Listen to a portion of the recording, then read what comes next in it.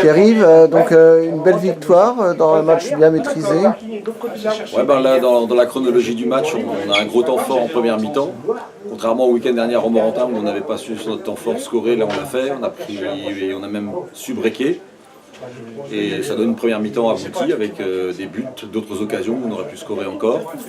On a laissé très peu de choses à l'adversaire sur l'aspect défensif, on a plutôt été performants aussi de ce côté-là, notamment la récupération, un gros travail de harcèlement des garçons sur les phases d'enchaînement de l'adversaire. Et puis une deuxième mi-temps où on a été plus attentiste, mais où l'adversaire s'est réveillé avec un jeu un peu plus vertical aussi. Ils nous ont imposé beaucoup de duels. Ils ont cherché à jouer en première mi-temps, à poser un peu plus le jeu. Et sur la deuxième mi-temps, j'ai trouvé leur jeu plus vertical aussi pour nous mettre en difficulté et jouer les deuxièmes ballons. Et de ce côté-là, on a plutôt bien répondu. Mais l'effet que ça a eu, c'est qu'on a eu du mal pour le coup à mieux tenir le ballon, contrairement à ce qu'on avait su faire en première mi-temps. Donc ça, c'était l'effet pervers de ce jeu vertical. Et puis sur quelques opportunités, en accélérant par séquence, on a encore eu des possibilités de scorer en deuxième mi-temps. Voilà, c'est juste ce petit regret de ne pas mettre ce troisième but en seconde période. On a eu la surprise de voir Corentin Escande dans les buts. Ça n'a pas été une surprise voulue, ce sont parfois des choses qui arrivent.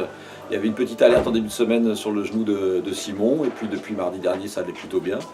Il avait consulté, il n'y avait rien de dramatique au niveau articulaire.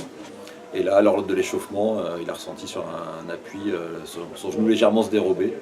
Donc par précaution, on a décidé de changer effectivement en dernière minute là, et permettre à Coco d'avoir sa première titularisation avec nous et de faire un clean sheet, ce qui est très bien pour un jeune gardien de 20 ans démarrant à ce niveau-là. Et une partie satisfaisante de sa part.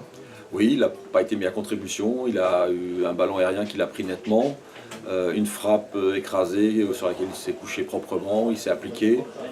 Voilà, dans sa communication, ça a été net aussi, parce qu'on n'a pas été non plus mis sous extrême pression, mais ses ordres étaient clairs, précis, et ça a suffi pour gérer pleinement son premier match avec nous. Antoine Perron, auteur d'un doublé. Ouais, on a l'habitude en ce moment des doublés. Enfin, il y avait eu 2 buts de Seb Persico sur les 2 premiers matchs. Et puis le week-end dernier, c'est Antoine Caroff qui avait fait le doublé. Là, Antoine Perron, qui prouve que c'est un vrai joueur de box-to-box. Et je pense qu'il mettra encore 2 buts. Voilà, et quand on arrive à avoir cet équilibre au milieu de terrain et ponctuellement d'accompagner l'enchaînement offensif de l'équipe et aller faire la différence, ça permet à ce type de joueur d'aller scorer de temps en temps. Ok, merci, bonne soirée.